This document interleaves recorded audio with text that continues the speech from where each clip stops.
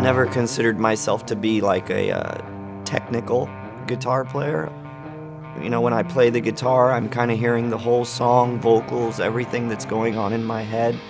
So it's the tool that I use to structure songs, to write songs.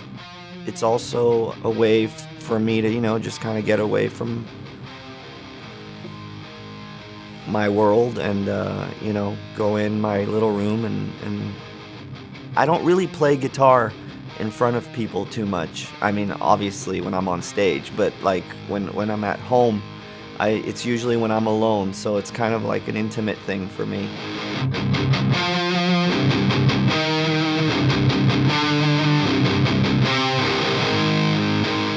I started collecting records when I was like maybe 4. I would always drag my mom to the record store. I don't think I picked music. Music kind of picked me. I can't remember a time in my life that I wasn't interested in music. I don't know where I would be without it. It's just kind of what has always been part of my identity. Music has just been something that's there. It's always been something that has been important to me.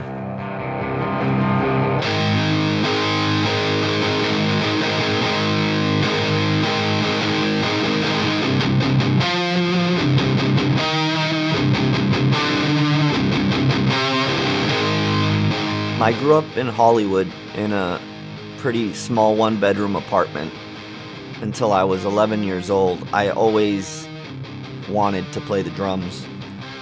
That was something that, you know, since I was a kid, I always wanted a drum set, but in that small apartment that I lived in, we couldn't fit a drum set. So we finally moved in a house when I was like 12 years old, and I was like, great, now I'm gonna get my drum set. We went to the music store on my 12th birthday to go get me my drum set, and my parents kind of had a discussion amongst themselves and said, you know, you can't turn off the drums. So they decided to get me a little amplifier. It was an amp by a company called Gorilla, and they bought me a guitar. It was an Arbor guitar, and so that's how I became a guitar player, was because my parents couldn't turn off the drums.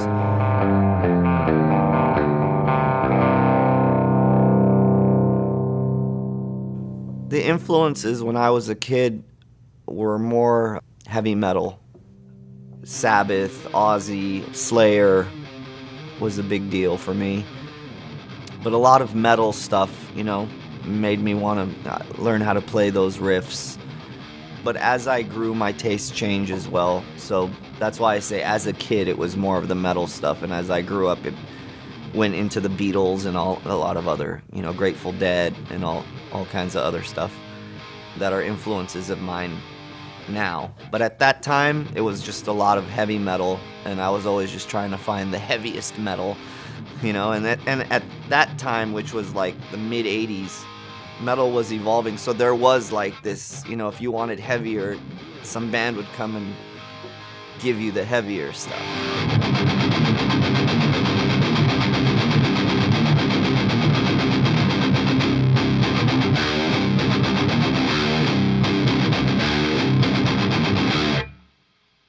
I've always played Ernie Ball strings from the get-go, because Ernie Ball you could buy at the record store. I'd go buy a bunch of records, and then I'd buy a set of strings, and that's kind of how I started playing Ernie Ball strings. I used to play super slinkies, but now I mainly play was it the heavy top light bottom, or is it heavy bottom light top? It's orange. That set, that's the one I play. But I've just always played Ernie Ball strings from the get-go.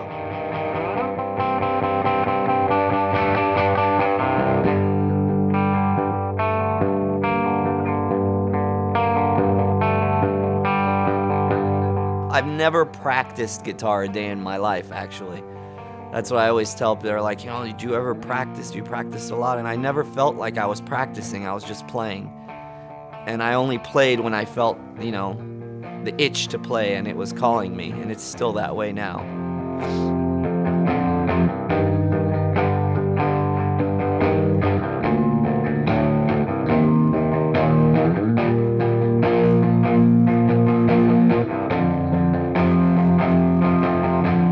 Writing-wise, I'll usually come in with a structured song.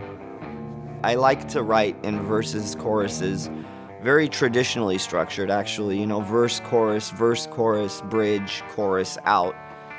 But what I use for the verses and choruses and bridges, I tend to look at music with like colors, like how an artist would look at colors, and I have a lot of different tastes in music. I don't ever say like it only has to be heavy metal. That's kind of why the music I write with System or even with Scars, it's diverse. Even in one song, it'll have a heavy metal part and then it'll go into a whole different type of thing, because I'm not afraid to use different colors, different moods.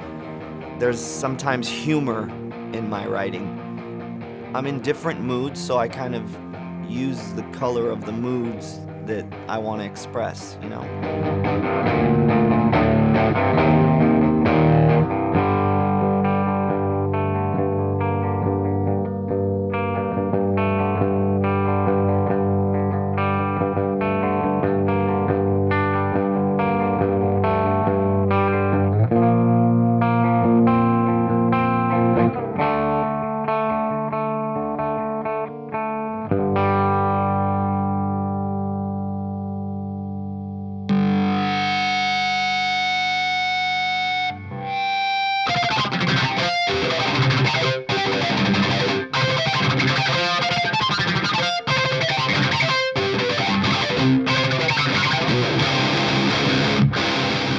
I feel like I have a certain style. I don't know how that happens, but I always try to add to that style. I don't just try to stick with it. I always try to add a certain color that maybe I didn't use before. If you want to talk about the System albums, they evolve in that way as time goes on. In the first album, it was more heavy metal and anger, I think. And I think because we were playing the clubs at that time on the first album, and I was just trying to write songs that are going to get the club going, you know, get a mosh pit moving, you know, and then we started playing bigger places, and it wasn't as intimate. I started going more into a songwriting direction and started getting more influenced by songwriters instead of riffs. People like Bowie or Neil Young, the Beatles, the Kinks, and that type of stuff started bleeding into my writing with songs like Lost in Hollywood, Soldier Side, you know, Atwa. My songwriting started evolving into more of that stuff, into more melody, and I just wasn't afraid to try that, even though it might have been something that we never did before. But it was honest. It was just honest. It was where I was as a writer at that time, and I just felt like if it was honest, people would get it, you know.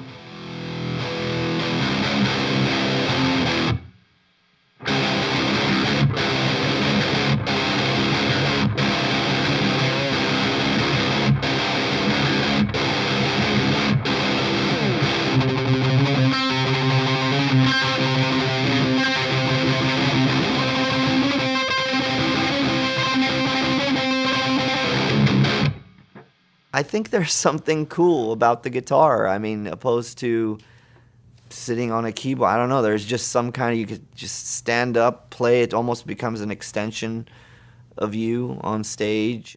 Different guitars look cool, you know, SGs, and, you know, different guitars have different looks to them. You can't really do that with too many other instruments either, you know what I mean? Like shapes and, you know, a violin is a violin. You know, they're not going to have a million different shapes, flying V's, and you know what I mean? Like, guitars have so many different characters.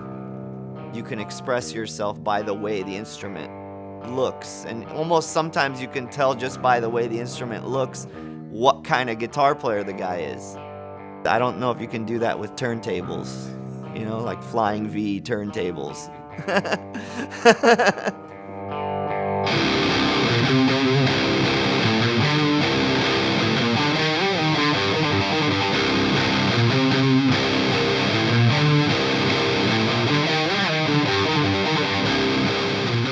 I like to inspire. I think that's what it's all about, is leaving something for someone else to pick it up and take it and do something else too. That's how I became a musician. People inspired me. As a kid, I had musical heroes and, posters on my walls and stuff of bands that I liked, and those people inspired me.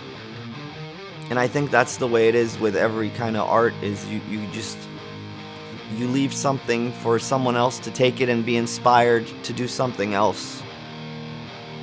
And keep the evolution, or keep the art, keep the music moving. I'm very lucky to have been able to play in a band that touched so many people. And if, one of those people came out and became something and did something, and they were inspired by something I did, then that's pretty much what it's all about to me.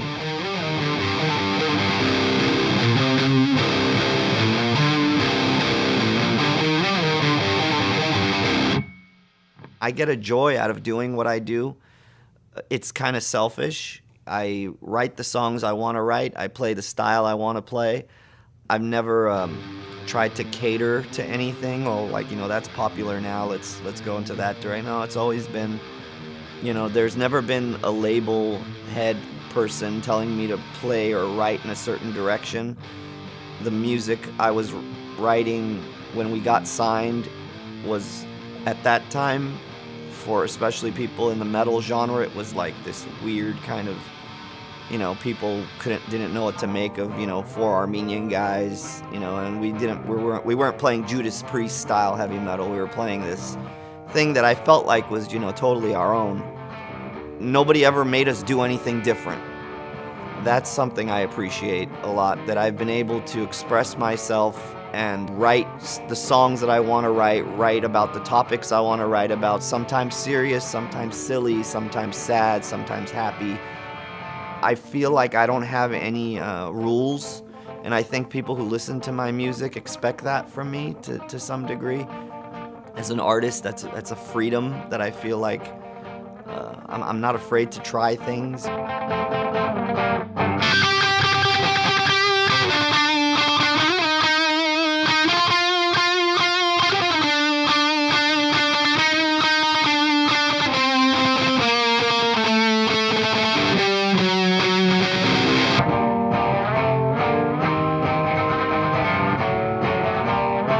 Every song feels like it has a different flavor to it, and I feel lucky that I'm able to express that.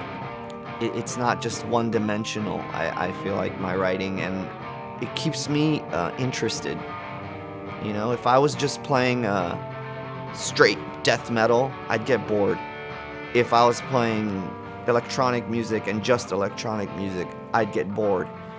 I want to play music that is like, death metal, electronic, country, folk, Armenian, Arabic, whatever the hell. It's all there in my writing, and I feel lucky that I'm able to express that, and people accept it.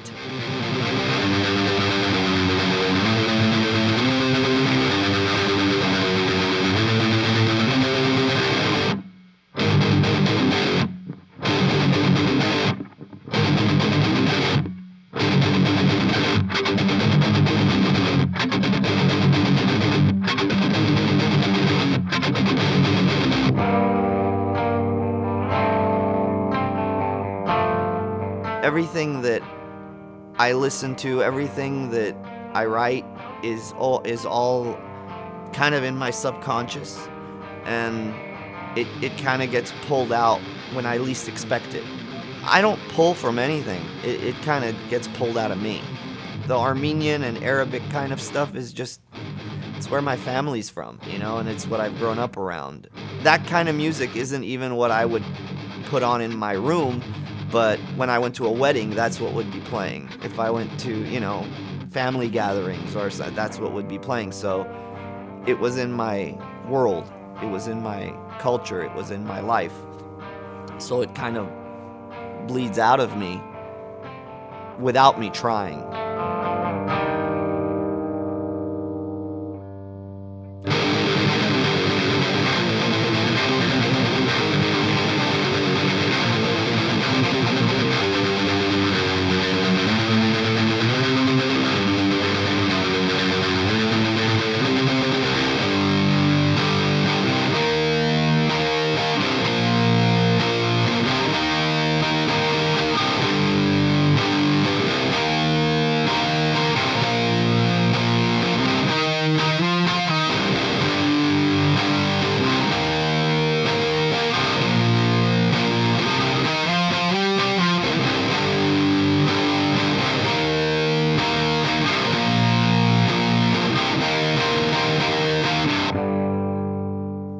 A comedian can get up on stage and tell jokes.